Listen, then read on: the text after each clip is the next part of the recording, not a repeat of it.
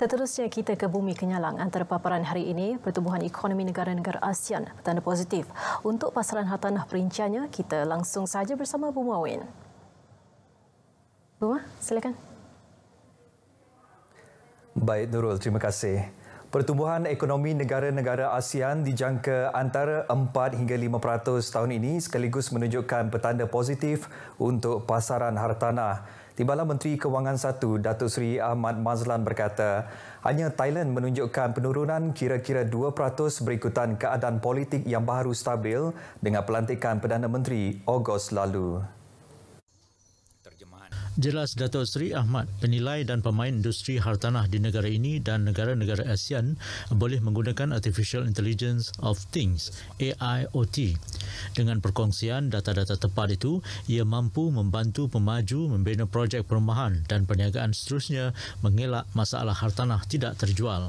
Supaya data-data itu boleh digunakan oleh developer, oleh mereka yang terlibat dalam sektor harta tanah, mereka yang terlibat untuk membeli bangunan-bangunan perniagaan, mereka yang terlibat untuk membeli rumah kediaman pelbagai jenis, supaya menggunakan data-data yang dikeluarkan oleh pihak kalau macam di Malaysia kita ada NAPIC, Property Information Center, National Property Information Center.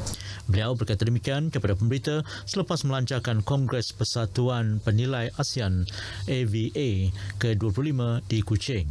Kongres 3 hari bermula semalam hingga esok menghimpunkan 477 peserta dari 16 negara antaranya Singapura, Brunei, Thailand, Vietnam, Indonesia dan Malaysia sendiri.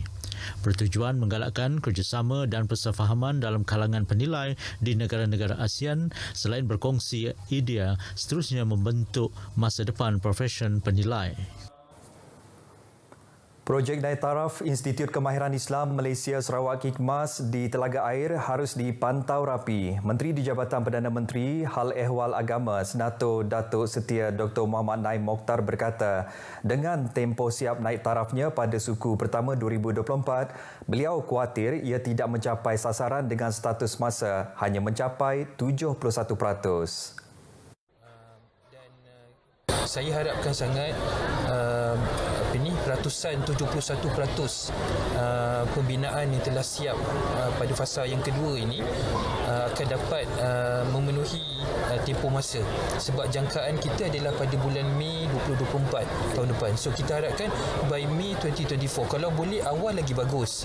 Beliau tidak mahu projek berimpak rakyat itu menjadi projek sakit hanya kerana kurangnya pemantauan dari agensi pelaksananya. Datuk Dr. Muhammad Naim berkata demikian dalam Majlis Istiadat Convocation Institut Kemahiran Islam Malaysia Sarawak Hikmas kali ke-19 di Kompleks Islam Kuching hari ini.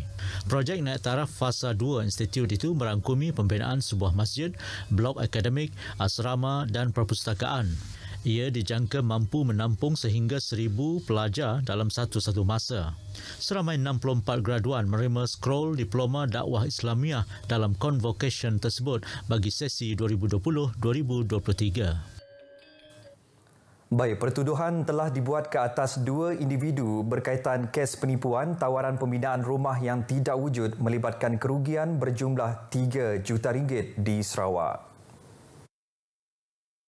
Dalam satu kenyataan media, Pesuruhjaya Polis Sarawak Datuk Muhammad Azman Ahmad Sapri memberitahu bertempat di Ibu Pejabat Polis Kontijen Sarawak semalam, beliau telah menerima satu kunjungan hormat daripada Setiausaha Agung Pertubuhan Kemanusiaan Masyarakat MHO, Datuk Hishamuddin Hashim serta wakil pengadu bagi penyerahan surat dan dokumen berkaitan kes penipuan pembinaan rumah oleh sebuah syarikat pelaburan hartanah. Modus operandi suspek telah bermula sejak tahun 2019 dengan menawarkan 3 skim kepada mangsa, manakala kebanyakan mangsa mendapat maklumat dengan melayari Facebook berkenaan tawaran pembinaan rumah daripada syarikat suspek. Suspek menawarkan 3 jenis skim iaitu pembinaan rumah di atas tanah sendiri, tawaran untuk mencari tapak dan membina rumah kepada pembeli dan menawarkan pelaburan berkonsepkan hartanah dengan meminta mangsa membayar dalam jumlah tertentu serta menjanjikan pulangan dividen. Mangsa yang terperdaya dengan urusan bersama suspek telah membuat secara tunai dan pemindahan wang kepada akaun bank syarikat suspek, namun menyedari telah ditipu setelah mendapati tiada pembinaan oleh syarikat suspek sehingga kini. Berikutan itu, pertuduhan ke atas 2 individu terlibat telah dibuat oleh Bahagian Siasatan Jenayah Komersial BSJK Ibu Pejabat Polis Daerah Miri pada bulan Mac 2023 lalu dan perbicaraan kes akan dibuat pada bulan November 2023 di Mahkamah Miri. Sehubungan itu, Pesuruhjaya Polis Sarawak menasihati orang awam agar tidak melayani atau berurusan dengan tawaran pembinaan rumah di media sosial individu maupun syarikat tidak dikenali tanpa semakan kesahihannya. Agensi Pembangunan Sri Aman SADA dengan kerjasama Pembangunan Pertanian Bersepadu YADA Batang Lupar telah menganjurkan jerayawara projek jelapang padi di tapak projek Smart SBB Tanjung Bijak Sri Aman. Program ini bertujuan menyemak perkembangan dan pencapaian dalam program sawah berskala besar Smart SBB yang berusaha mencapai tahap kemandirian beras sebanyak 75%. Pengerusi SADA, Datuk Seri Rohani Abdul Karim berkata, program Smart SBB melibatkan 124 pesawah dengan kawasan seluas 37 hektar kini sedang dijalankan dengan teliti menggunakan benih MR269 untuk penanaman padi yang menyasarkan penghasilan 4.5 tan metrik beras setiap tahun. Ini adalah peningkatan yang signifikan berbanding tahun sebelumnya yang hanya mencapai 2.5 tan metrik. Program Smart SBB melibatkan 79 pesawah yang dikelola oleh Bernas Pupa juga menggunakan benih MR269. Mereka mengusahakan kawasan seluas 35 hektar dengan hasil jangkaan sebanyak 2.0 tan metrik setiap tahun. Beliau menjelaskan demikian pada jerayawara tersebut. Menurut Datuk Seri Rohani lagi, lawatan ke tapak projek ini juga memberi peluang untuk membincangkan beberapa isu yang dihadapi dalam pelaksanaan program seperti masalah pengadaan benih padi, ancaman burung dan tikus serta isu harga jualan beras yang masih rendah berbanding dengan Semenanjung. Lawatan ini berjaya merungkai beberapa isu penting dan membolehkan semua pihak mencapai kata sepakat mengenai langkah penyelesaian yang perlu diambil.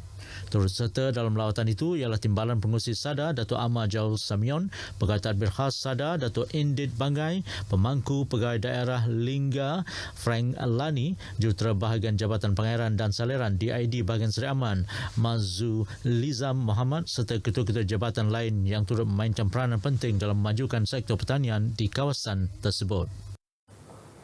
Agensi Penyelarasan Pembangunan Greater Kuching JGKCDA telah mengadakan lawatan kerja di sepanjang Jalan Mongkos, Terbat, Mapu dan Daha merangkumi kawasan di dalam Dewan Undangan Negeri Dun Terbeduk dan Dun Kedup baru-baru ini. Lawatan yang diketuai Timbalan Menteri Industri Makanan, Komoditi dan Pembangunan Wilayah Sarawak merangkap Ahli Dewan Undangan Negeri Adun Kedup, Martin Ben ini bertujuan menilai lokasi sesuai bagi pemasangan lampu jalan sepanjang laluan tersebut.